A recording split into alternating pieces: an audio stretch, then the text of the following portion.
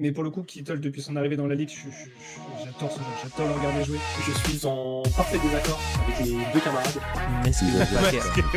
Maston Pater. Excellent. S'il continue alors qu'il est taillé comme un tuteur à géranium en plus.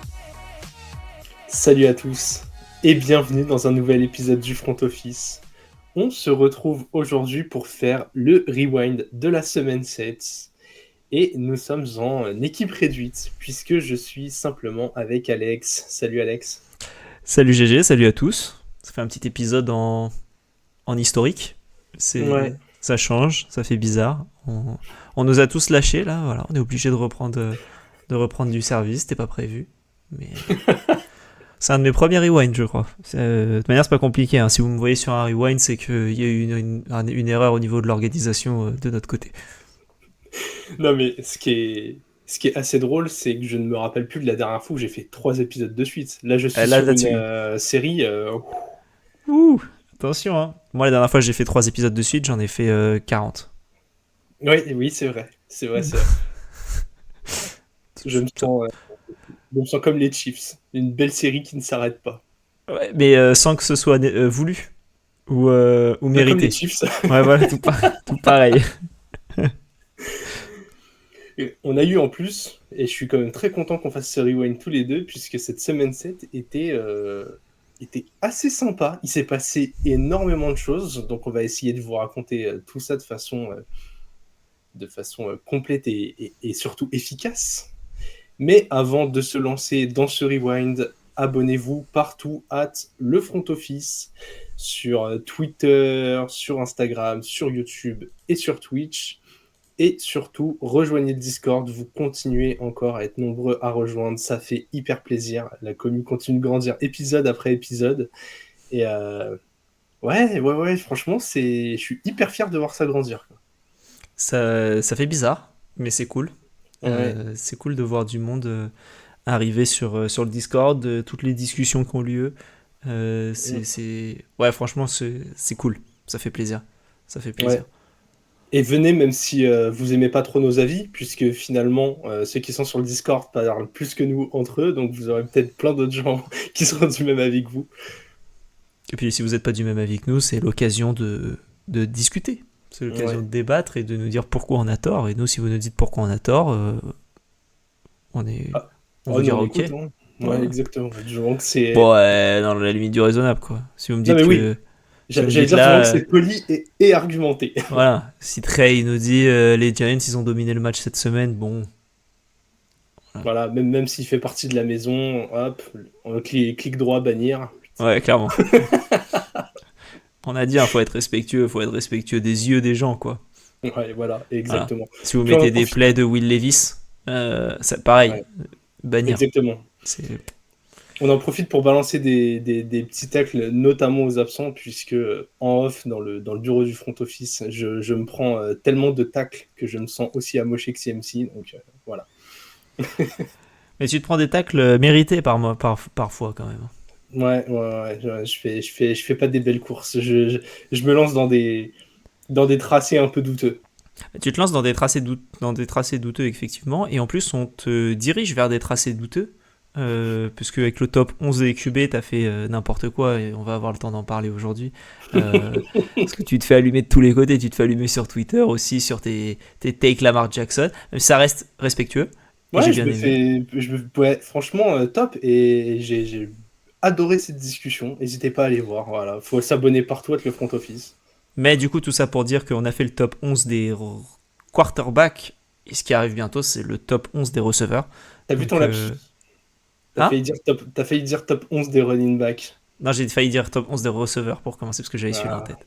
Non, quand même, voyons. Donc on a fait le top 11 des quarterbacks, maintenant c'est le top 11 des receveurs qui va arriver. Normalement la semaine prochaine, on confirmera la date bientôt.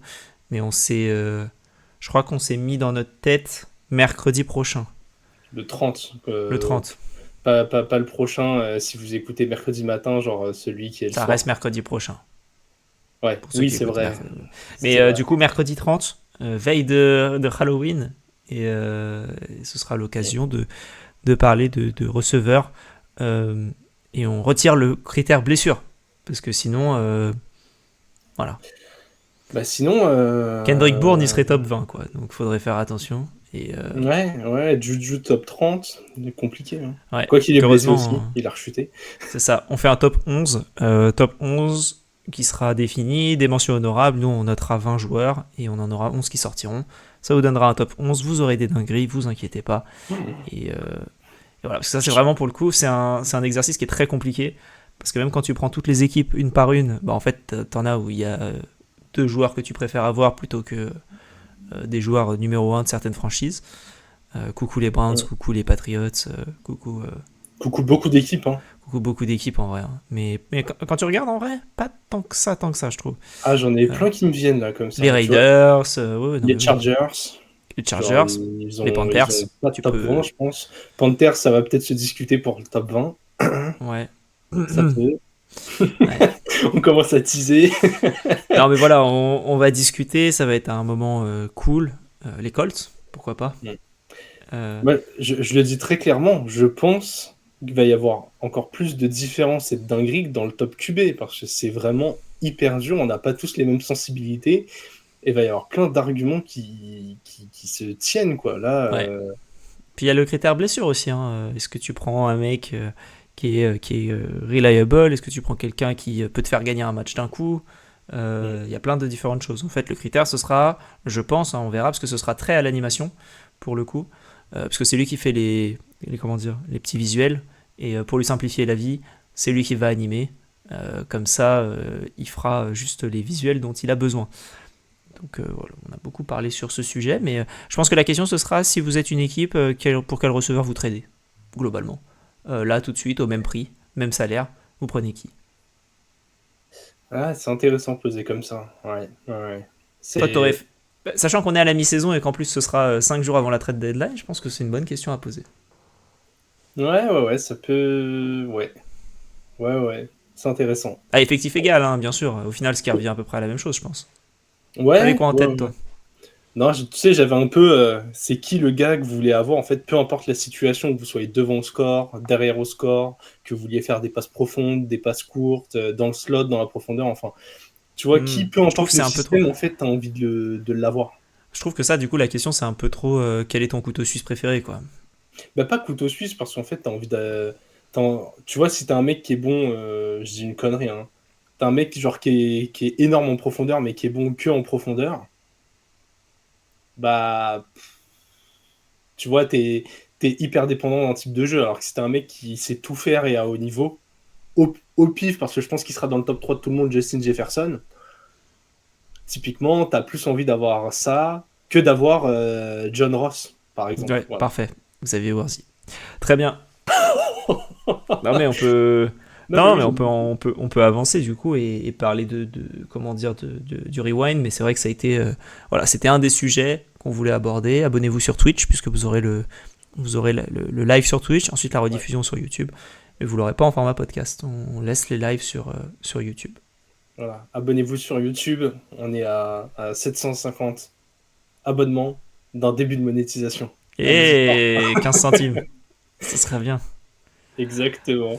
Allez, là, pour le coup, on est à 250 abonnés de pouvoir mettre un système de membres sur YouTube, déjà, qui est l'équivalent d'abonnés Patreon et compagnie, quoi. OnlyFans, comme dirait Doug.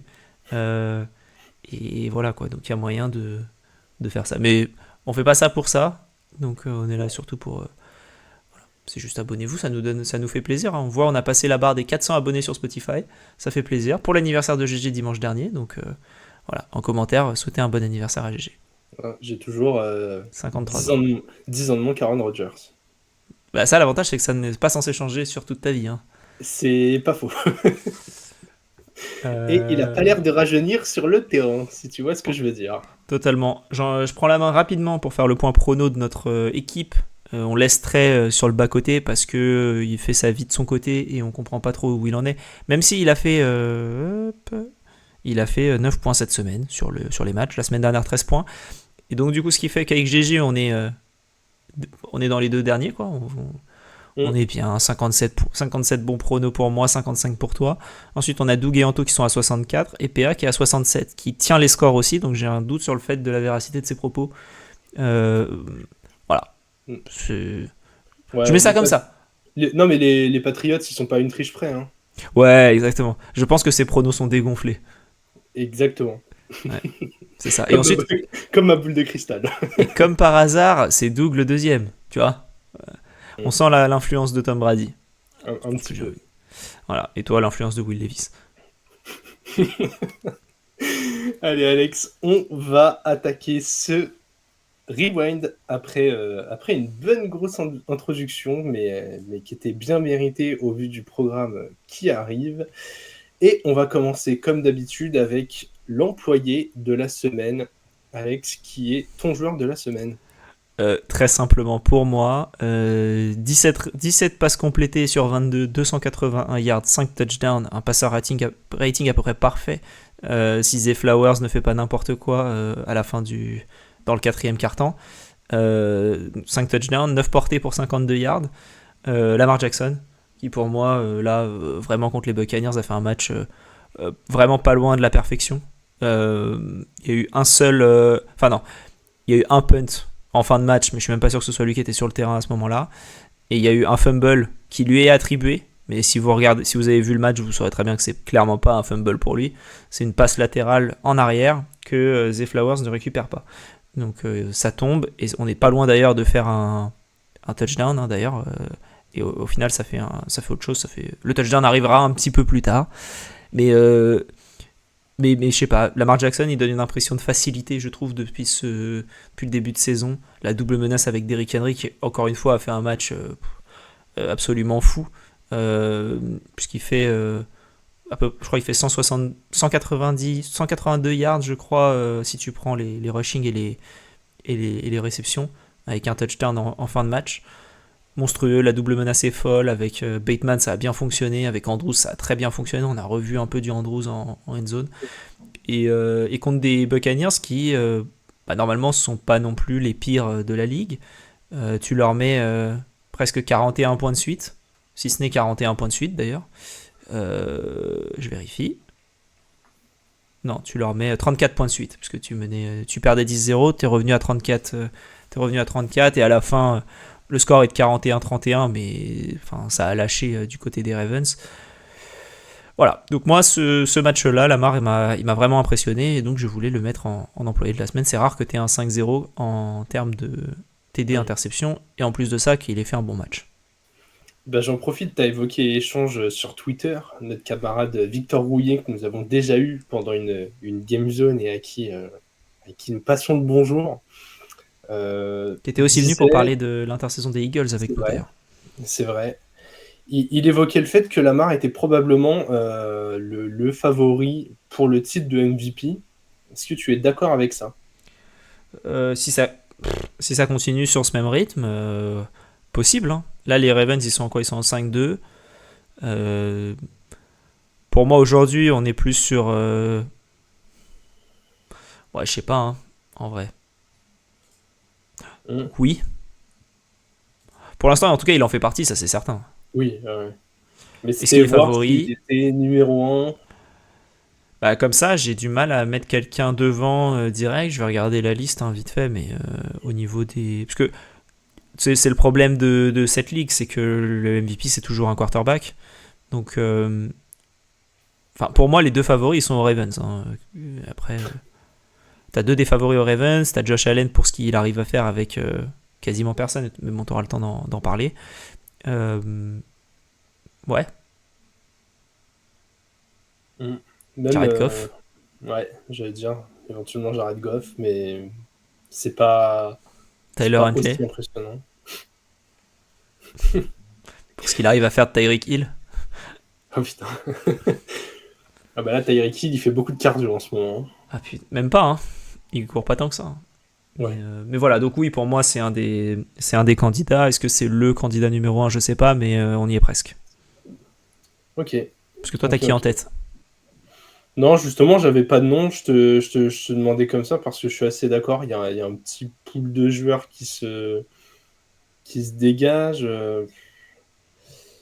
Ouais, quand tu regardes rapidement avec les bilans, Josh Allen, on l'a dit. Stroud, je trouve ça moins impressionnant que la saison dernière. Love aussi, dans les équipes qui gagnent. Là, tu vois, je trouve que tu vas chercher plus qu'autre chose. Ouais, Goff, il a du matos. Saquon est impressionnant, mais les Eagles font pas tellement rêver. Ouais, non, mais très vite, on arrive à... Non, pour moi, si tu mets un running back, t'as personne d'autre que Derrick Henry hein, sur la course qu'il est en train de faire. C'est fou. Ouais. Et après, t'as peut-être Derrick Henry, Lamar Jackson, Josh Allen, Jayden Daniels. C'est peut-être, Marcus Mariota. Et ouais. Mais, et en plus, limite, ça peut aller contre Jayden Daniels de voir Marcus Mariota faire un bon match. Petite digression, mais... J'aurai le temps d'en parler. Et ça reste les Panthers. Hein, donc... Allez, je vais passer à mon joueur de la semaine. T'as parlé de Jared Goff. Moi, je vais mettre un joueur de son équipe, mais pas lui. Je vais mettre Jahmyr Gibbs. Parce que, déjà, je voulais prendre un joueur de ce match. C'était l'un des gros chocs de cette semaine. Les Lions jouaient contre les Vikings. Ils ont réussi à gagner. 31-29, match très très serré. Et Jahmyr Gibbs, il fait 15 portées, 116 yards, 2 TD. Ça fait plus de 7 yards par portée, quasiment 8. Toujours là à la réception, 4 réceptions et 44 yards. Mais surtout l'impression visuelle, en fait, il fait partie des joueurs que tu as envie de regarder jouer, quoi. Et à un moment, il met un juke move. Vraiment, il a cassé les hanches du défenseur. C'était impressionnant. Et surtout, on s'est dit, Montgomery s'est fait mal, relou, même s'il y a Jahmyr Gibbs, mais en fait, non, pas relou, quoi. Les Lions, ils sont en train de montrer qu'ils ont une profondeur, ou même quand ils tiennent un bobo d'un joueur important, bah, ça enchaîne. Ils viennent de battre une des équipes qui était invaincue jusque-là. Donc voilà, j'avais envie de récompenser ça, et ouais, je suis complètement fan du joueur. Ça fait partie des gars pour qui je peux rester devant un match la nuit, quoi. Ouais, totalement. Le mec, il est explosif. En plus, là, il a profité du fait que Montgomery, il a pas fait grand-chose. Il était un peu banged up, si mes souvenirs sont bons. Je crois qu'il est sorti à un moment, Montgomery. Peut-être que je me trompe. Il est sorti, ouais. Du coup, il a profité de ça. Profite aussi du fait que Laporta, on le voit absolument pas. Que Jamison Williams, il se dope pour faire moins 4 yards.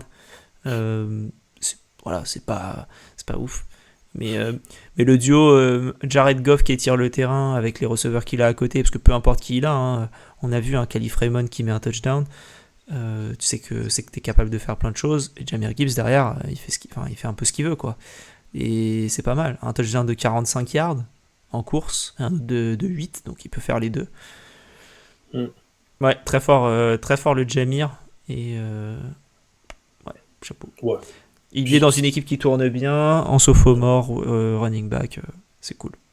Ouais. Puis j'avais envie de mettre une autre réponse que Lamar Jackson, qui était la réponse évidente de cette semaine à qui est le joueur de la semaine. Bah ouais. Je sais pas si j'avais pas mis Lamar qui j'aurais mis. Je pense que j'aurais peut-être été... Ouais, je sais pas. Faudrait que je vois. J'aurais mis Derrick Henry. Peut-être. En vrai. Trop fort le mec. Non mais vraiment. Non, en vrai, on pourrait parler quand même de joueurs défensifs, et même pour le MVP, ça arrive jamais, mais je fais une digression, mais parce que je pense que c'est important d'en parler, la défense des Steelers en général. On se rend pas compte, mais ces Steelers en 5-2, alors qu'il y a eu changement de QB, que lors de la dernière preview, j'ai expliqué que derrière Pickens, c'était quand même plutôt léger. Et en fait, les mecs ont une défense tellement solide et sont tellement bien coachés que ça enchaîne les victoires. Moi, je suis impressionné tous les ans par les Steelers. Ouais, et puis un Russ Wilson qui a fait quand même un bon match. Donc, c'était le réveil de Pickens. Non, mais t'avais des défenseurs aussi côté Commanders qui ont tué le match dès le début, Dante Fowler et Forbes. Ils sont arrivés, ils ont dit c'est pour nous, ciao, merci, au revoir. Donc eux, ils auraient pu aussi être notés, mais on parlera plus tard. Exactement. On a teasé tout à l'heure, Alex, notre futur live sur le classement des receveurs. Et c'est un hasard complet, mais dans nos gros dossiers, à tous les deux, c'est exactement le poste qui va nous intéresser.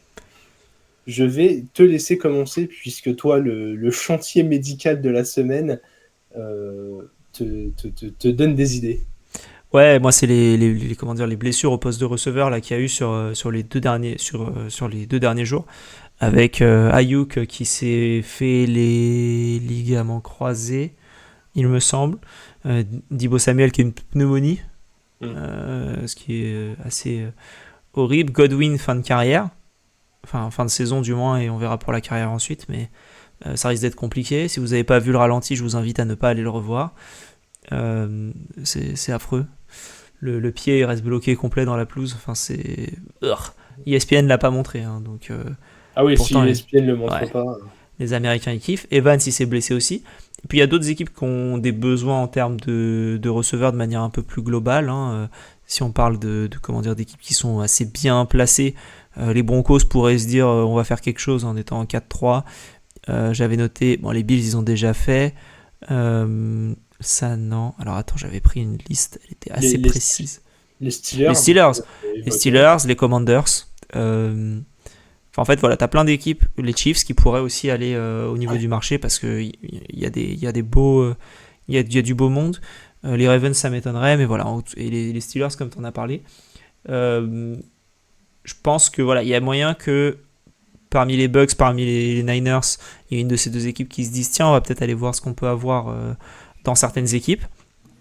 Mais voilà, je pense que surtout, il va y avoir des équipes, par exemple les Steelers, qui vont se dire ah mince, faut qu'on s'active parce qu'il y a d'autres équipes qui ont aussi besoin de receveurs.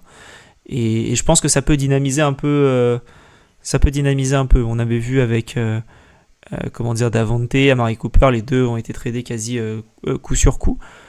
Donc à voir si c'est quelque chose qui se passe, mais Cooper Kupp qui visiblement est pas sur le marché des transferts, mais c'est si vous faites une offre, on va y réfléchir quoi.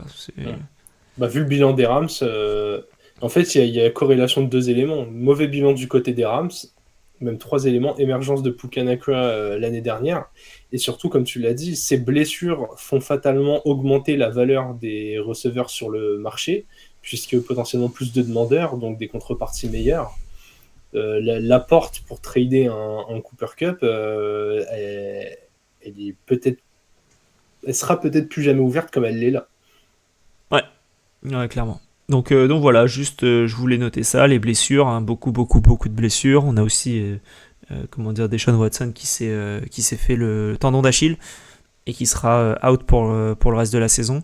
Donc ça va être Jameis Winston ou Dorian Thompson-Robinson ou Bailey Zappi qui a été signé du practice squad de je ne sais plus où il était. Parce que je suis pas sûr que peut-être des Pats, c'est la réponse logique, mais j'ai un doute sur le fait que ce soit les qui viennent des Pats. Donc voilà, il y a plein de blessures. Et je parle pas des blessures défensives parce que je les ai pas suivies. Donc je sais même pas s'il y en a eu.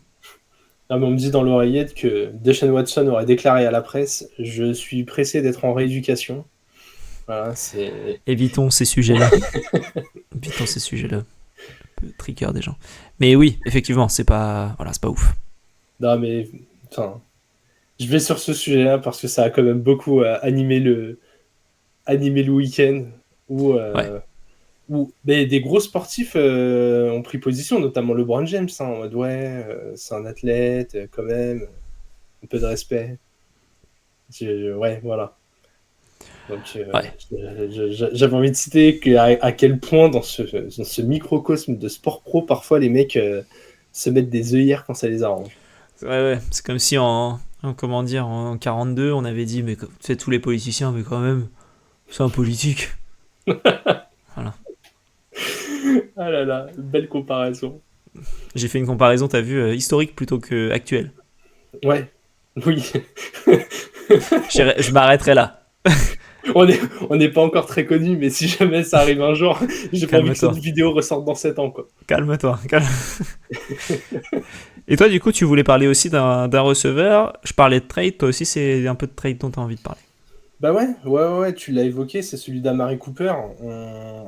On l'avait mis sur la table déjà dans la preview. Et en fait, donc au-delà de ce qu'il a proposé sur le terrain, parce qu'il a été très peu impliqué pour cette première, et on a cette fameuse image où il met un touchdown sur un tracé qu'il ne connaissait pas, où il a fait un petit clin d'œil à Ken Coleman. Coleman lui a fait avec sa main, Il lui a fait la flèche Madden sur le sol. Il lui a dit tu fais ça, tu fais ça, tu fais ça, tu fais ça, tu fais ça. T'ouvres les deux mains et le ballon arrivera parce que c'est Josh Allen et pas Deshaun Watson. Et c'est arrivé. Non, mais au-delà de ça, en fait, je me suis fait la réflexion. Je trouve que c'est le genre d'ajustement qui fait passer un cap à ton équipe. Et je vois de plus en plus en ces Bills l'ennemi numéro 1 des Chiefs en AFC. Ouais, je trouve que ça fait pas de bruit. Tu vois, on parle des Ravens, les débats autour de Lamar, qu'on soit pour ou contre, qu'on se rappelle des playoffs ou pas. Josh Allen et les Bills, il y a comme cette petite impression de ça va finir par arriver. Et je commence à me demander si ça peut pas être cette année. J'aime beaucoup leur défense, j'aime beaucoup la cohérence de leur attaque, j'aime beaucoup quand ça rebondit même quand il y a des blessures. Typiquement, James Cook au sol est absent. Ray Davis, il assure un boulot énorme. Kevin Coleman commence à trouver sa place. Enfin, voilà. Il y a des petites choses qui me plaisent vachement et je trouve que Amari Cooper est peut-être la cerise sur ce gâteau. Donc j'avais envie de souligner cette addition et cette intégration qui pour l'instant a l'air de se passer pour le mieux et qui donne une option énorme à Josh Allen. Totalement. À voir comment les Chiefs vont répondre dans ce duel à distance, sachant qu'ils s'affrontent en semaine 11. Le 17 novembre, ça va être un match ultra intéressant entre les Chiefs et les Bills qui va donner une bonne idée de où on va, quoi. Ouais. Pour cette post-season, parce que tu as clairement là 3 équipes, je trouve, qui se dégagent encore une fois.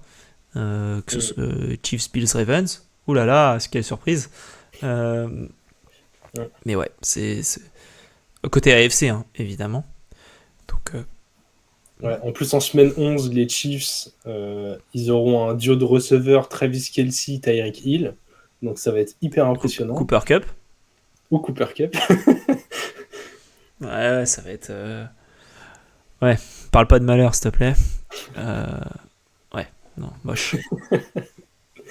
Allez, on en a terminé avec ce petit tour de receveurs. On va passer à l'évaluation top et flop équipe de la semaine.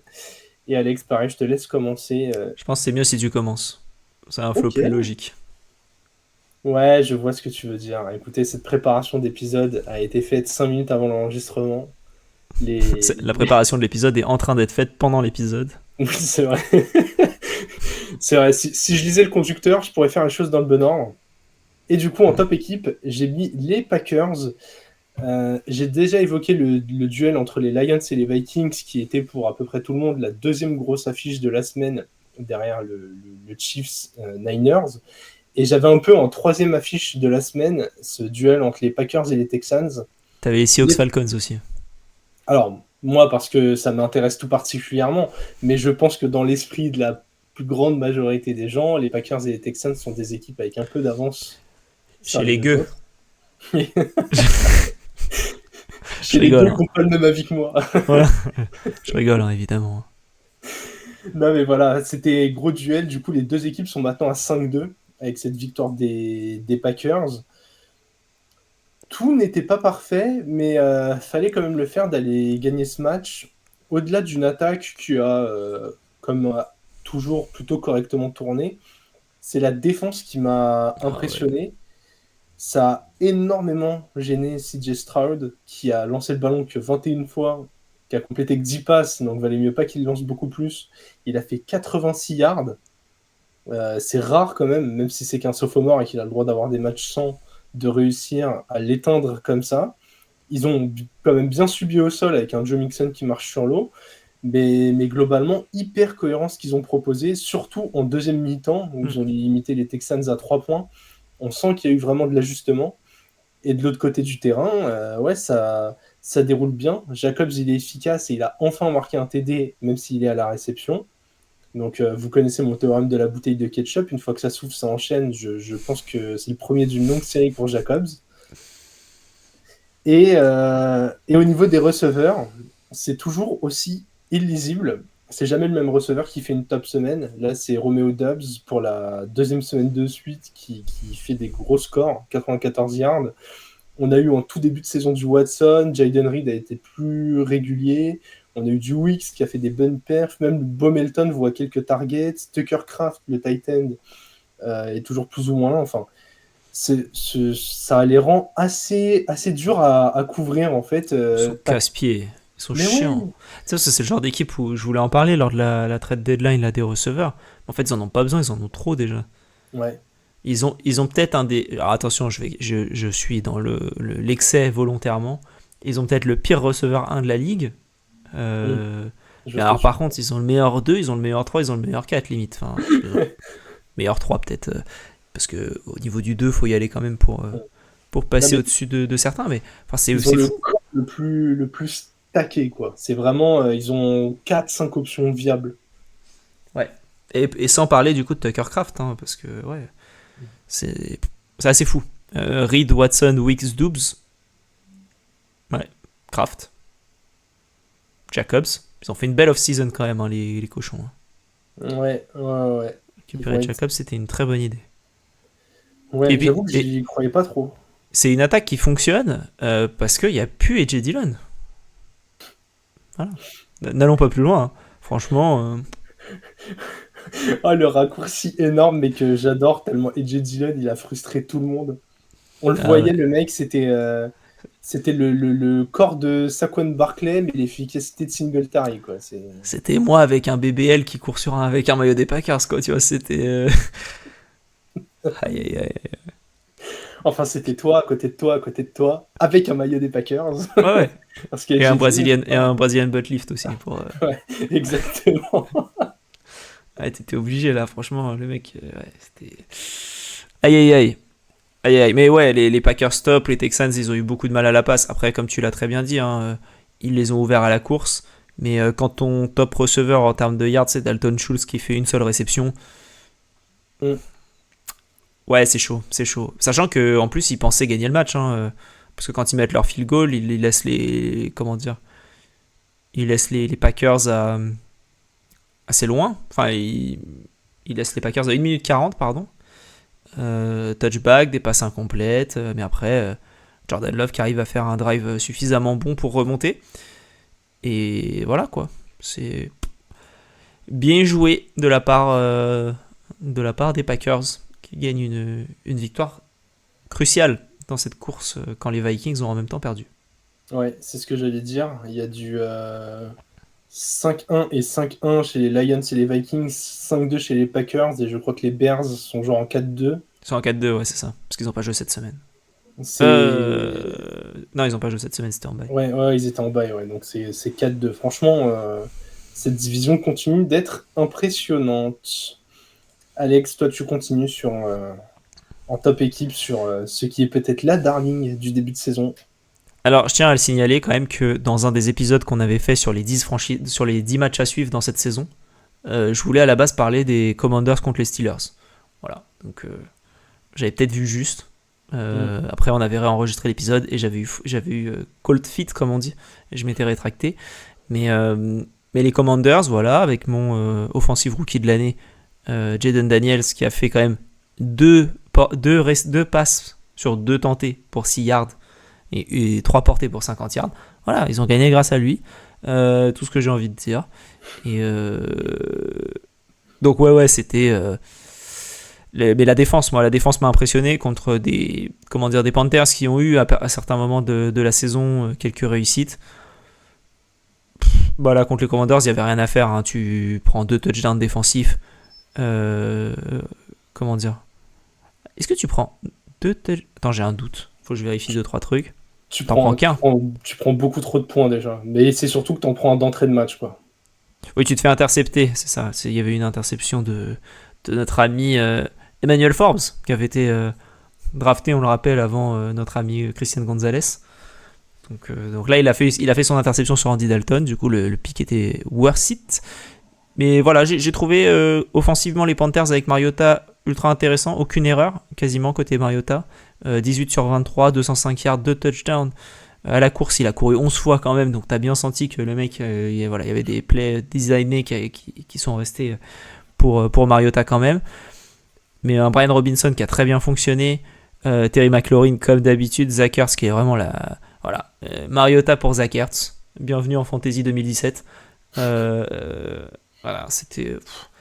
Mais voilà, défensivement, j'ai beaucoup aimé le match des J'ai beaucoup aimé le match des Commanders et donc je voulais mettre quand même un petit message pour ces Commanders, même si ta flop équipe jouait en face. Ouais, très clairement, les Panthers, on les savait faibles, mais là, en fait, c'est au-delà du niveau de jeu, c'est dans l'attitude. Tu te fais intercepter très très tôt dans le match pour un pick six, et à partir de ce moment-là, t'as l'impression que les mecs n'ont plus envie d'être là, n'ont plus envie de jouer. En fait, je comprends pas l'attitude. T'as le droit de perdre, t'as le droit de ne pas être très bon, t'as le droit d'avoir moins de talent que l'équipe d'en face, mais quand t'es un athlète de haut niveau, et surtout en NFL, où les carrières ne sont pas longues, où les contrats ne sont pas garanties pour tout le monde, t'as pas le droit de montrer ce visage-là. T'as pas le droit de baisser les bras comme ça. C'était affreux de A à Z. Allez, offensivement, je vais laisser quand même une petite pastille à Chuba Hubbard et à Sanders, le Titan. Le et reste, encore, Bard, c'est en fin de match qu'il fait son touchdown, sinon son match il est dégueulasse. mais parce tu vois, qu'on lui donne pas la balle. Bien sûr, mais c'est la seule arme de cette attaque. Mais c'est ça, le mec, il est tellement mobilisé. Tu vois, dans l'impression visuelle, t'as pas l'impression d'un mec qui est au ralenti et qui se dit Ah non, bon, non, de pas toute du façon, tout. l'équipe est nulle, je vais me conserver parce qu'en tant que running back, je peux prendre un sale coup à n'importe quel moment. J'ai quand même eu l'impression qu'il essayait. Mais alors après le reste, en plus, t'as l'impression qu'il n'y a pas de cadre dans cette équipe. Même en défense, des joueurs un peu défaillants, mais du mal à sortir des noms très très bons. Très déçu globalement du niveau de JC Horn. Je le trouve même pas toujours spécialement bon dans ses 1 contre 1. Enfin, ouais, en fait, au-delà du niveau de jeu, parce que là, chez les Panthers, on le savait avant la saison qu'il allait avoir peu de talent. C'est vraiment moi l'attitude qui m'a dérangé. C'est ce côté j'abandonne et tu prends 40 pions par les Commanders de Mariota. Moi, je trouve, je suis pas d'accord avec toi sur le fait qu'on pensait que les Panthers allaient être nuls dès le début de saison. On l'a su après la première journée. Parce qu'on se disait peut-être que Canales, l'homme qui murmure à l'oreille des quarterbacks nuls, pour en faire devenir quelque chose de top. Nul, j'exagère évidemment, mais voilà, Geno Smith, Baker Mayfield sont devenus des QB starters incontestés et incontestables depuis le passage de Dave Canales dans leur équipe. Là, il est head coach. Tu te retrouves avec un Bryce Young qui a été benché rapidement parce que voilà, ils ont compris que c'était pas ça. Là, tu as fait des investissements dans la ligne offensive, tu as investi dans ton corps de receveur. Et le vrai souci aujourd'hui, je trouve que c'est vraiment l'attaque. L'attaque, c'est nul. Quand tu fais interception, punt, turnover on downs, punt, fin de mi-temps, ça c'est ta première mi-temps. Et compliqué le match. Pourtant, Bryce Young, il complète 100% de ses passes, je crois. Je crois qu'il fait 2 sur 2 pour moins 4 yards. Moins 4 yards, ouais. Le cahier de jeu, je pense que le mec, il l'a pris à l'envers, en fait. Il a vu les tracés vers son camp. C'est ça, hein. Non mais ça doit être ça, mais c'est triste parce que, bon après, Bryce Young, il aura une autre opportunité et ce sera sûrement pas aux Panthers, il va, je pense, être tradé à l'intersaison à une franchise qu'on aura besoin, entre guillemets, ou du moins qui veut mettre en concurrence quelque chose, ou je ne sais pas. Il y aura des candidats parce que t'as un mec qui est encore en contrat rookie, qui a été au choix de draft. En fait, si tu le récupères à l'intersaison pour genre un 3e ou un 4e tour, le risque. Oui, il est fébrile. Il est tellement faible que tu te dis, je tente le coup, quoi. Sachant que si tu le mets dans un bon environnement, avec une bonne ligne, ça peut sûrement le faire, même si, bon, voilà, après, c'est toujours la question avec les Panthers, est-ce que c'est le QB, est-ce que c'est le système, est-ce que c'est... qu'est-ce que c'est ? On le sait en général après. La ligne, elle est pas affreuse, elle est pas bonne, hein, mais c'est pas... Elle a été améliorée. Ils ont quand même bien investi. Ils ont récupéré Robert Hunt, qui est pas le meilleur garde, mais qui est un des ceux qu'ils ont le payé le plus. Parce qu'il faut vouloir venir aux Panthers, ils ont récupéré ça de chez nous. De côté Dolphins, ils ont récupéré un tackle, dans mes souvenirs, aussi pareil, qu'ils ont payé assez cher. Le nom m'échappe. Donc ils se sont améliorés. Ils ont rajouté Deontay Johnson. Ils ont drafté Xavier Leggett. Pareil, moi ça c'est un sujet sur les Panthers. Qu'est-ce que tu fous ? Tu perds ton match de je sais pas combien de points et ton Xavier Leggett il touche 3 fois la balle. Enfin il touche 3 fois la balle. Une portée pour 6 yards, 2 réceptions pour 3 yards et 3 targets. Mais tes jeunes joueurs, tu l'as très bien fait avec Jatavion Sanders, le tight end, Et je trouve que ça, pour le coup, c'est le point positif de cette rencontre, c'est le fait que Sanders, tu peux lui envoyer la balle et ça avancera. Mais le reste, cata quoi. Cata. En tout cas, s'il y a quelques QB encore jeunes, en contrat rookie, un peu en galère, Bryce Young, Will Levis qui ne convainc pas totalement, c'est le cas de le dire. J'ai eu l'impression que la prochaine classe de quarterback à la draft n'était pas géniale. Donc potentiellement, il y aura elle est moins bonne. des opportunités de se relancer. Elle est comparée à l'année où tu as Malik Willis. Ah ouais, d'accord. Ouais. Oui, je vois très bien. Kenny Pickett. Ouais, exactement. Donc, et c'était qui l'autre? Il y en avait un autre. Ouais, j'ai un trou. C'était pas Matt Corral? Matt Corral, il tombe loin, je crois. Il tombe genre 5e tour, mais je crois qu'il y en a encore un autre qui tombe avant eux. Mais voilà, nous, on le répète très souvent, en tout cas, Alex et moi ne sommes pas des spécialistes NCAA. On a quelques personnes dans l'équipe du front office qui suivent le college football, mais pas nous. Mais de ce que je peux lire à droite, à gauche, chez les camarades de The Trick Play notamment, il n'y a clairement pas de crack au poste de quarterback dans la prochaine QV. Donc ouais, aller relancer éventuellement en Bryce Young, ça peut se tenter. Accessoirement, il y avait eu Brock Purdy dans cette draft. C'est le choix de fond de tableau qui sauve la valeur de la QV. Totalement. Franchement, je suis en train de regarder, là, je suis sur la source priorité. Ah, Desmond Reader au 3e tour. Donc c'est ça, c'était Pickett, Reader, Willis, Corral. Donc ça, en fin de 3e tour, là. Bailey Zappi, Sam Howell, Chris Oladokun, Skylar Thompson, Brock Purdy.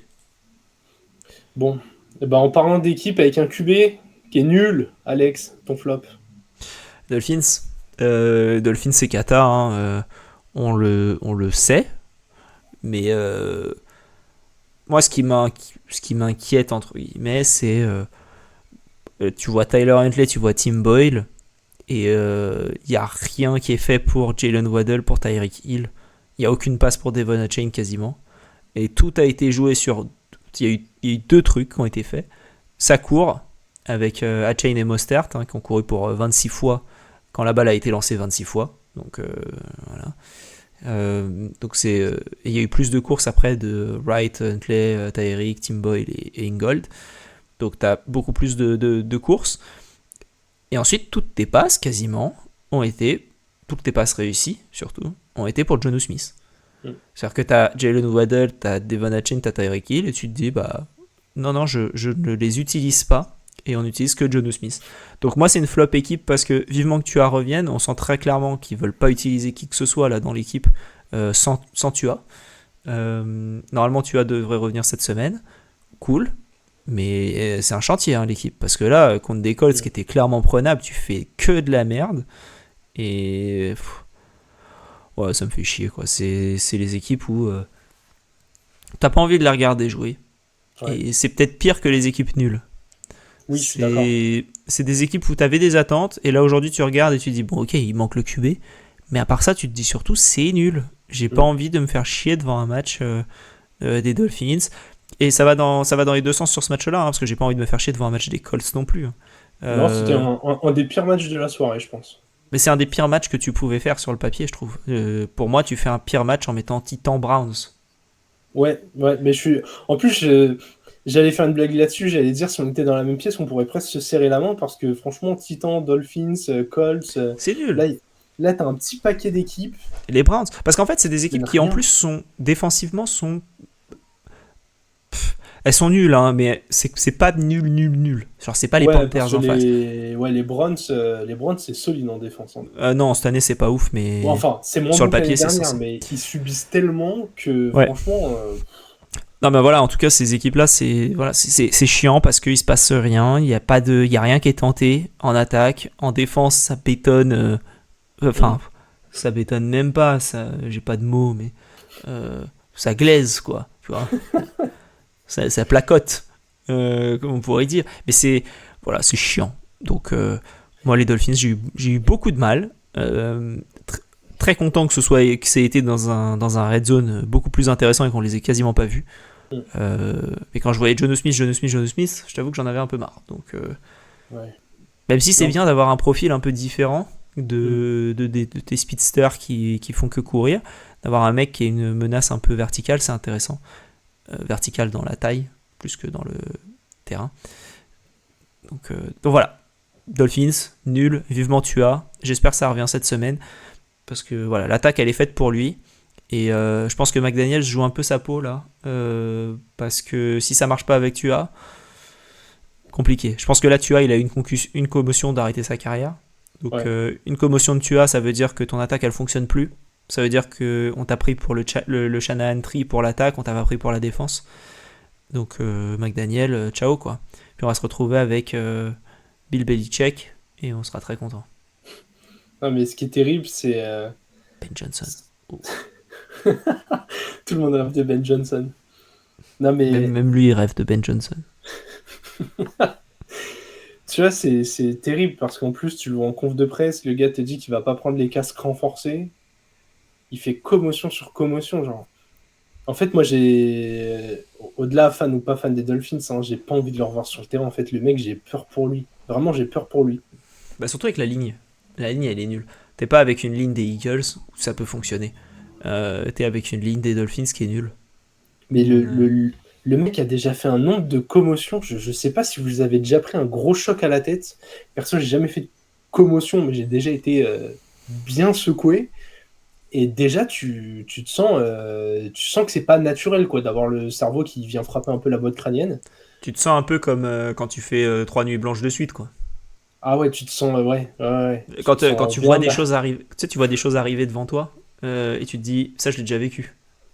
En fait, c'est ça qui se passe.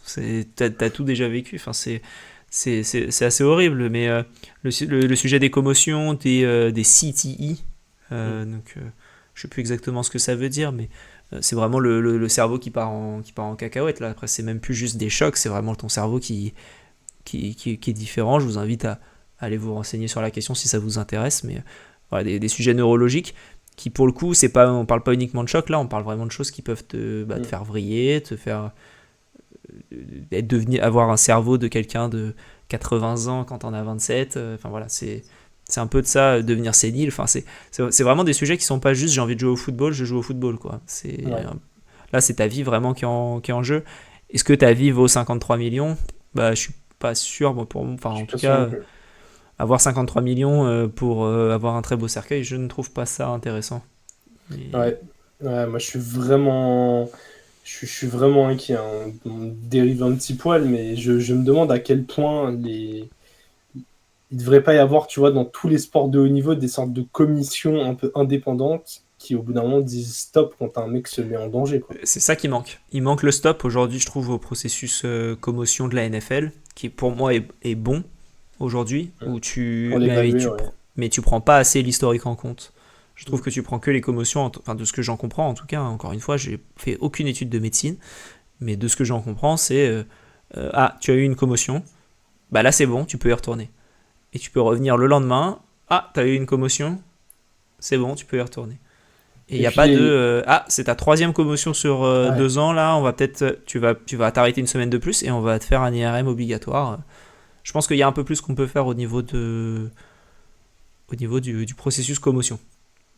Puis les exemples, je trouve, en plus au-delà du médical, les exemples sont terribles parce que t'es un jeune fan de NFL, tu vas presque te convaincre que quand t'as des blessures ou des soucis physiques ou de santé, bah si tu veux réussir, il y a moyen de passer au-dessus de ça.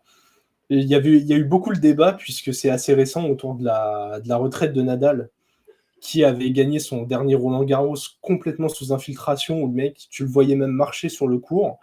Tu voyais qu'il ne sentait plus son pied. Il marchait comme quand toi, tu as des fourmis dans le pied, tu vois. Il boitait à moitié. Ou les infiltrations, parce que sinon, il y en a qui vont dire « Ah, t'aimes pas Nadal, t'es un fan de Djoko ou quoi ». Ou Djoko dans les abdos avec les infiltrations. En fait, au bout d'un moment, il faut que dans le sport de haut niveau, quand un mec est blessé, il est blessé. Il ne joue pas. Il faut qu'on arrête d'infiltrer les mecs, qu'on arrête de prendre des mesures pas humaines sous prétexte que les gars ont envie de jouer pour la chasse au record ou au spectacle. Je trouve que c'est au-delà d'être dangereux, parce qu'à la limite, ça concerne ta propre santé, les mecs sont des adultes, ils prennent des décisions de merde, why not? Mais c'est même dans le côté exemplarité où moi, ça me pose problème. T'as des millions de gens qui regardent ces gars-là et qui commencent à croire que c'est normal. Et limite, on les vante, en fait. On fait, non, mais le mec, quelle résilience, même blessé, il vient jouer. Mais non, on devrait dire, on devrait être éduqué à dire, mais non, ce mec est stupide, il n'est pas en état de pratiquer sa discipline, quoi. Totalement. Pour ceux qui sont intéressés, du coup, c'est l'encéphalopathie traumatique chronique. Voilà. C'est ETC en français et CTE en anglais. Je vous invite à aller regarder ça. Moi, je trouve ça intéressant en tout cas. Si vous aimez les sports de combat aussi, il y a beaucoup de tous les chocs à la tête, les uppercuts, les machins. Voilà, c'est beaucoup de choses là-dessus et qui fait en sorte. Et il y a des films apparemment sur le sujet. Voilà. Seul contre tous avec Will Smith apparemment. Jamais entendu parler de ce film. Mais... Et vous pourrez suivre notre nouveau podcast, Jay's Anatomy. Ce sera notre petite pastille Insta sur la santé des joueurs. Notre pastille contre la gorge. Le mal de gorge.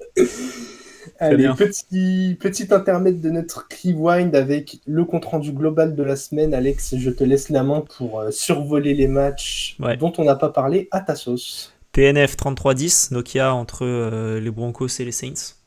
Pas grand chose à dire, des Saints complètement cassés face à des Broncos qui ont un peu d'espoir, je trouve. Ça donne un Sean Payton qui sait absolument ce qu'il faut faire face à ces Saints qui n'ont pas changé le playbook depuis qu'il est parti. Donc, pas grand chose de plus à dire sur ce match-là. On en a parlé de manière lors de la preview. Lors du London Game, les Patriots ont perdu 16-32 face aux Jaguars. Voilà. Les London Jaguars. Ouais, il y a eu un graphique très drôle quand les Patriots menaient au score. Il y a eu New England Super Bowl 6 et Old England World Cup 1. Et après ça, ils ont quasi plus rien fait, les Patriots. Et j'avais trouvé ça drôle au niveau de l'arrogance américaine d'autres sports. Ouais. Donc, Seahawks Falcons, 34-14 pour les Seahawks. T'as pu le regarder, j'imagine, avec un peu plus de détails que moi. T'as 2-3 petits mots à dire? J'ai pas fait le forceur à mettre un focus là-dessus, mais match, je trouve vraiment impressionnant des Seahawks. Surtout que ces Falcons, surtout au sol, déroulaient bien, avec un Bijan impressionnant. Donc voilà, je suis content quand les Seahawks arrivent à mettre des petites choses en place. Je pense toujours qu'ils sont un peu en dark horse en NFC et qu'ils seront pas bons à prendre, surtout s'ils font les bons ajustements, même si Metcalf risque de rater les 4 prochaines semaines. 4 semaines? Ouais, il est en week to week. Et, mais week to week, c'est... Non, mais il est en week to week et visiblement, c'est un... Alors, encore une fois, on n'est pas médecin, mais un des ligaments du genou qui a pris un peu cher. Mais vu que DK Metcalf, c'est un frigo, là où des mecs sont en fin de saison, lui, il a besoin de se reposer un petit mois. Quoi. Je comprends, totalement. Donc 34-14 pour les Seahawks. Ensuite, tes Titans ont perdu face aux Bills, alors qu'ils menaient 10-0, ils ont fini 34-10. Je l'avais mis dans mon Survivor, j'en avais parlé. Quand il y a 10-0 pour les Titans, je me dis non, quand même pas, c'est pas le match où je vais me planter. Et heureusement, les Bills m'ont rassuré. Voilà. Pas trop d'enseignements, je pense, sur ce match-là, par la capacité de réaction des Bills. Ouais, non, ça rejoint ce que tu as dit pour tes Dolphins, mais les Titans sont inregardables cette année. Mais que ce soit Will Levis, Mason Rudolph. Ouais. Terrible. Compliqué. Les Bengals ont gagné 21-14 contre des Browns, qui ont perdu du coup Deshaun Watson, qui ont perdu Dorian Thompson-Robinson, le remplaçant, et du coup c'est Jameis Winston qui était le emergency third quarterback qui a fini le match et qui a mis son touchdown avant de partir. Je pense que voilà, c'est plus vers ça qu'on va se diriger côté Browns, c'est Jameis Winston, et regarder un peu comment l'attaque avance maintenant. Au moins avec Jameis, peut-être que les matchs des Browns seront un peu plus agréables à regarder. Faut espérer, de toute manière, je pense que ça ne peut pas être pire. Et comment dire, maintenant on a, il y a une raison de regarder les matchs un peu plus en détail, parce que tu sais que tu peux avoir du pestacle avec un prochain match contre les Ravens. Voilà. Courage, fan des comment dire des Browns. Un mot sur les Bengals ou pas grand chose à dire?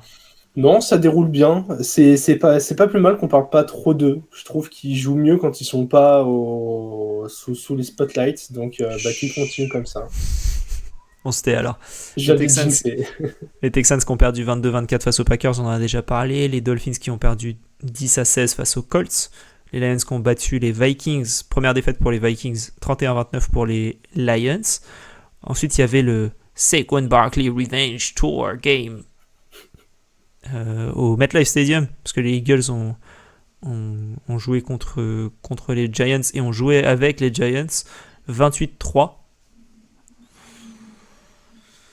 Saquon, il a pas fait de sentiment. Hein. Il a mis 150 yards dans la bouche et c'est parti, quoi. Et encore, il aurait pu aller taper le record et il a dit non, tranquille, laissons les jeunes faire des points. Voilà, il s'est dit... il aurait pu aller taper le record, son record de course au MetLife face aux Giants et il s'est dit non, on sort les starters là. Donc, voilà. Les Raiders ont perdu 15-20 face aux Rams dans un match où les Rams ont eu chaud, je trouve. Mais bon, les Raiders, en fait, les deux équipes sont un peu dans un ventre mou de aucun objectif, un peu compliqué à aller faire quoi que ce soit. Ventre très mou, hein. Putain, ils sont... Ah oui. Clairement partie du wagon des équipes à chier, je pense. Hein. Oui. Ça va pas s'améliorer puisque les Rams, visiblement, ont appelé plusieurs équipes pendant qu'on enregistre cet épisode en disant qu'ils seraient capables de prendre une partie du salaire de Cooper Kupp sur 2024 en échange d'un deuxième tour.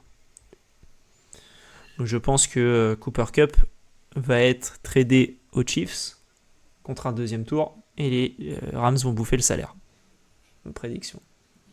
Dramatique. Et Cooper Kupp aux Chiefs... Non mais en fait, les Chiefs... Ouais mais en vrai c'est pas drôle parce que les Chiefs ils sont en 6-0 alors qu'il y a personne et que leur meilleur joueur offensif en ce moment c'est Kareem Hunt. Et moi je me dis que les mecs ils se mettent des défis pour rendre la saison un peu plus drôle. Donc j'ai envie de voir jusqu'où ils arrivent à pousser le truc, tu vois. Les mecs ils font des défis Madden en fait. Vous savez, ils font une nouvelle vidéo là. Est-ce qu'on peut faire un tripit en blessant tous nos joueurs offensifs? Rashee Rice, ok. Pacheco, ok. Kelsey, on l'utilise pas et on voit ce que ça donne. Et les mecs, ils y arrivent, ils sont infernaux. Bref, on a digressé, j'ai l'impression d'être les commentateurs américains. Je parle de Patrick Mahomes alors qu'on a Raiders-Rams, mais bon.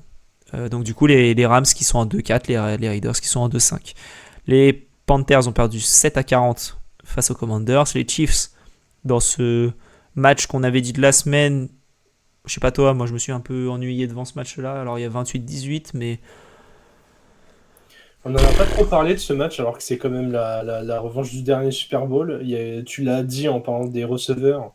Ayuk out pour la saison, Debo avec sa pneumonie, on va voir comment ça évolue. Mais au-delà de ça, moi j'ai vu les 3 interceptions de Purdy. J'ai des Chiefs en 6-0 avec une défense solide. Un Mahomes, genre très quelconque. Et les mecs sont en 6-0. C'est ça qui est énervant. J'en parlais dans la preview, hein, mais...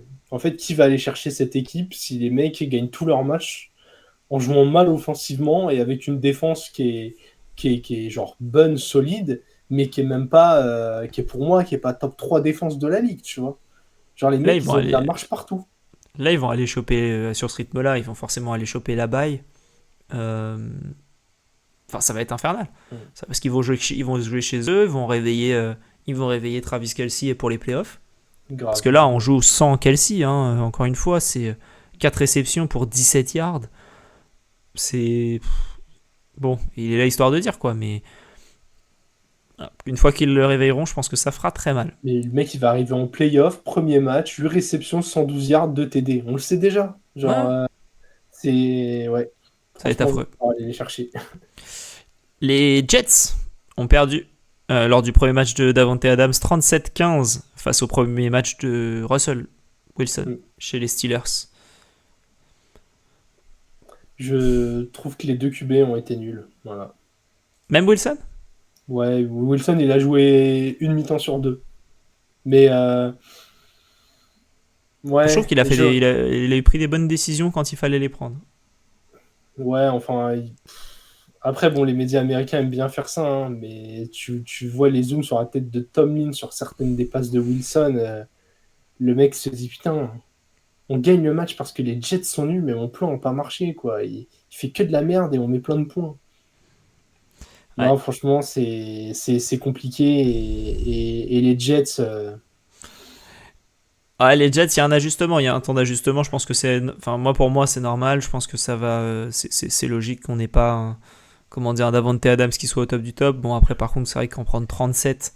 Mais oui, c'est même pas d'inventer le problème, c'est que c'est cette défense. La défense, c'est plus ça. Hein. On la voyait meilleure avant la saison. Moi, c'est ça qui m'inquiète plus, hein, parce que les Jets en mettent que 15 face aux Steelers. Bon, tu perds le match 22-15, ça me choque pas. C'est le 37 qui me choque un peu. Surtout quand tu menais quoi? Tu menais 15. Hop, tu menais combien? Tu menais 14. Non, toi, tu menais 15-3. Ouais. Mais je crois qu'ils mettent pas de points en deuxième mi-temps. Non, ils mettent pas de points en deuxième mi-temps. Ils se prennent 24-0 en deuxième mi-temps. Et c'est là où ils perdent. Tu m'étonnes. Moi, en même temps, tu prends 24-0 sur une mi-temps, ça m'étonne pas que tu perdes. Et même si ta O-line est pas bonne, en fait, t'as un des meilleurs duos de running back de la ligue. Pour le coup, ils ont utilisé Breece Hall. Hein. Ouais, bien sûr, ils utilisent Breece Hall, mais en fait, je les trouve pas créatifs et en même temps, ça surprend personne, vu que le coach offensif, c'est Nathaniel Hackett. Mais j'ai l'impression que, en fait, c'est un mec qui rentre dans son garage, il a que des voitures de ouf, que des voitures de collection, mais le mec a pas le permis. Donc, du coup, c'est compliqué. Très belle analogie. On passe au match de la nuit de lundi à mardi. Du coup, les Ravens ont battu 41-31 les Buccaneers. Et les Cardinals ont gagné dans les dernières secondes, ou à la dernière seconde, contre les Chargers. Ils ont gagné à la dernière seconde. Voilà. Pas grand-chose, j'ai rien vu de ce match-là. Donc je préfère pas en parler. J'ai vu que le résumé, mais fallait quand même battre ces Chargers, qui sont jamais impressionnants offensivement, mais toujours solides défensivement. Et c'est là où c'est là où les éclairs de Kyler Murray, qui est pas parfait, mais qui est capable de fuir la pression et de faire le play qui maintient un drive en vie, et c'est hyper précieux. Totalement. Les Chargers, c'est vraiment le Jean-Claude Duss de la NFL. Hein. Ils y sont presque et ça conclut pas. Justin Herbert, il fait un match qui, si tu lui rajoutes 3 TD, c'est un match parfait, mais il faut lui rajouter 3 TD. Mais il est à 27 sur 39, 349 yards. Je peux déjà vous dire que dans le top 20 de tout le monde, il n'y aura pas de receveur des Chargers. Attention à Ladd McConkey, hein. Non, enfin en tout cas il sera pas chez moi. Il sera pas chez moi. Pas sûr qu'il rentre dans un top 50 même. Ça se trouve il a des talents de chanson. Donc peut-être il peut être dans le top 50 funk de j'en sais rien, du Népal, tu vois. Moi je pense qu'il a de la chance, il est capable de faire ça. Allez, on va se diriger tranquillement vers la fin de notre épisode et vers la week 8 avec le Thursday Night Football. Les Vikings en 5-1 vont sur le terrain des Rams en 2-4. Alex, je te laisse dans ton thème receveur. Non, mais voilà, j'en ai déjà parlé pendant l'épisode, mais je pense que ça sera la dernière pour Cooper Kupp. S'il y a défaite, parce que s'il y a défaite, du coup, tu passes en 2-5. Je vois pas trop l'intérêt de continuer sur cette lancée-là. Je pense qu'il faut entamer une reconstruction. Stafford, j'ai pas du tout d'idée de son contrat, donc je pourrais pas m'engager plus que ça. Mais voilà, Kupp, Stafford, voilà, la page elle tourne. Et ça a été une belle page. Ouais. Mais voilà, il faut la tourner. Ouais, tu vois, on parlait des équipes un peu pourries. Au moins, côté Rams, t'as fait ton all-in, t'es allé chercher ton titre. Tu sais que là, les années à venir, elles vont être compliquées pour toi. Mais... Et encore, hein. Et encore. Moi, je pense pas que les années elles soient si compliquées. Je pense que t'es un bon QB d'avoir un projet intéressant. Attention. Ouais, oui, un bon QB d'avoir un début de projet, donc c'est une reconstruction. Ouais, c'est une reconstruction, mais je pense qu'il y a déjà quand même pas mal de belles bases qui ont été draftées. Nakua Kairen, c'est intéressant, tu vois, ça peut être ça ton identité d'avoir voilà, un jeu au sol qui te fait avancer. Kupp, de toute manière, il est pas là depuis le début de saison. Donc tu donnes quand même de l'opportunité de toucher la balle pour des Atwell, des Whittington, Kyren Williams qui touche la balle tout le temps, Colby Parkinson. Enfin, Parkinson, il est là ou il est au Chargers ? Si, Il est là, mais il fait un début de saison Moyen. décevant par rapport à ce qu'on attendait de lui. Et ce qu'il a été payé aussi d'ailleurs. Mais voilà, je pense que ce match-là, ce sera pas le match pour se relancer, même s'ils ont gagné le match précédent. Et je pense que voilà, ça risque d'être compliqué et tu auras 3-4 jours pour trader Cooper Kupp à la franchise que tu as envie. Et je pense qu'il y a pas mal d'équipes. J'ai pas parlé des Cowboys tout à l'heure, mais les Cowboys, je pense ils auraient besoin d'un receveur 2. Alors dire Kupp en receveur 2, je trouve que c'est un peu dur. Mais en même temps, t'as pas de receveur 2. Donc ça peut être intéressant de le récupérer. CeeDee Lamb est un des rares gars où tu mets une star à côté de lui et tu peux dire que le mec est receveur 2 parce que CeeDee Lamb est du coup vraiment talentueux. Mais moi je crois fort en Jalen Tolbert. Je trouve qu'il faut pas brider son développement quand tu sais que de toute façon tu joues pas le titre. Oui, assez d'accord. Qu'est-ce que tu as suivre toi sur ce match-là? Bah écoute, tu disais peut-être pas le match pour rebondir ou voir en cas de défaite. Moi je dis attention pour les Vikes parce que tu sors d'une défaite sur un match compliqué où tu as mis beaucoup de force, qui a dû prendre beaucoup d'influx, ça casse une série. On est quand même sur une équipe donc voilà, qui est très bonne, qui est très solide et qui va pas affronter la meilleure opposition. Mais ça a quand même une tronche de match piège de jouer comme ça le jeudi soir en sortie d'une défaite qui peut être dure à encaisser.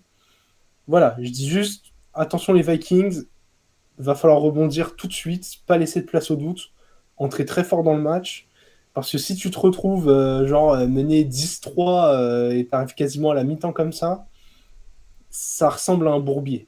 Ça ressemble à un bourbier. C'est ma petite inquiétude. Je suis presque curieux de ce match, alors que l'affiche me fait pas du tout rêver. Ouais, ça donne envie de regarder le match, ce qui est très bizarre. Ouais, je me sens sale de vouloir regarder le match, tu vois. Je sais que je vais pas le regarder parce que pour différentes raisons professionnelles, je pourrais pas le regarder.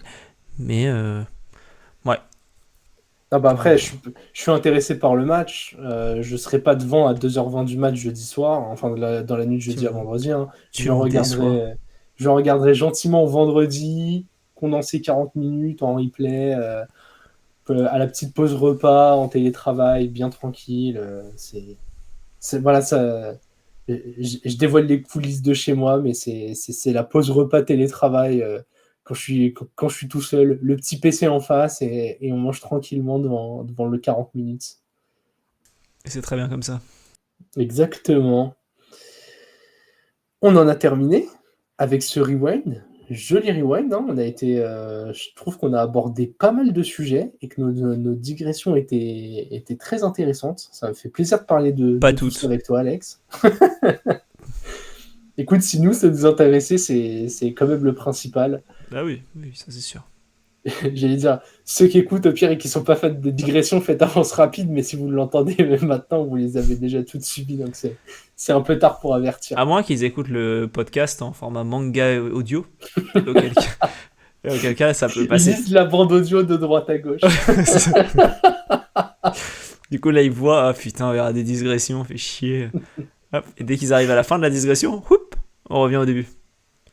Je pense que c'est comme ça qu'il faut nous écouter. Bon, en tout cas, rappel des réseaux sociaux, @le front office. Donc, on l'a dit, Twitter, Instagram, YouTube et Twitch. Le lien pour le Discord sera dans la description. Rejoignez-nous, hein. C'est cool. Ouais. On est contents, nous. Franchement, pour un projet qu'on n'a pas lancé à l'arrache, parce qu'il ne faut pas déconner non plus. Mais ouais. Disons qu'il n'était pas tout finalisé quand on l'a lancé, parce qu'on voulait absolument qu'il soit lancé pour le début de saison. Mais voilà. Au bout d'un moment, il faut y aller, il faut plonger. On a tranquillement gonflé nos petites bouées. Maintenant, on arrive à peu près à nager. Donc, on est content. Ouais, on est plus de 100 là. Donc, c'est cool. Ouais. Franchement, il n'y a que des bons échanges. Prochain épisode, ce sera la preview de la semaine 8. On arrive bientôt à la moitié de la saison régulière. Attends, j'en profite pour dire un truc sur le Discord. Quand vous arrivez sur le Discord, présentez-vous et vous aurez accès au reste. Sinon, si vous arrivez et que vous ne vous présentez pas, vous n'avez accès à rien. Et vous pouvez vous dire, mais il est nul ce Discord, j'ai que 2 salons. Non, présentez-vous et vous aurez accès à tout le reste. Et là, vous aurez les discussions. Donc, et si vous ne vous présentez pas, de toute façon, vous recevrez un magnifique gif de la part de Doug voilà. Qui met ses camarades du rugby pour vous accueillir. Totalement. comme Alex l'a dit quasiment au début de l'épisode, on confirmera la date, mais normalement, il y aura un live le mercredi 30. Voilà, on reverrouille tout ça avec l'équipe, mais normalement, la date a été bloquée chez tout le monde. Pour l'horaire, ce sera pas avant 21h. Maintenant que l'équipe est un peu plus grande, faut réussir à aligner tout le monde. Faut que les gosses dorment et que les chiens aient mangé. Voilà, exactement. Et bah, c'est à peu près tout. Quelque chose à rajouter, Alex, que j'aurais oublié? Bon, t'oublies beaucoup de choses, mais je pense que là, t'as été assez complet. Ouais, voilà. Voilà, c'est ce genre de tacle dont je parlais aussi plutôt dans l'épisode. Et t'as jamais de taille, voyons. C'est que de l'amour, tu vois. Exactement. Non, pas tout le temps, mais quand même. Mais le plus souvent. C'est ça. Allez, on espère que cet épisode vous a plu et que vous serez là au prochain. En attendant, on vous souhaite une bonne journée ou une bonne soirée et vive le football.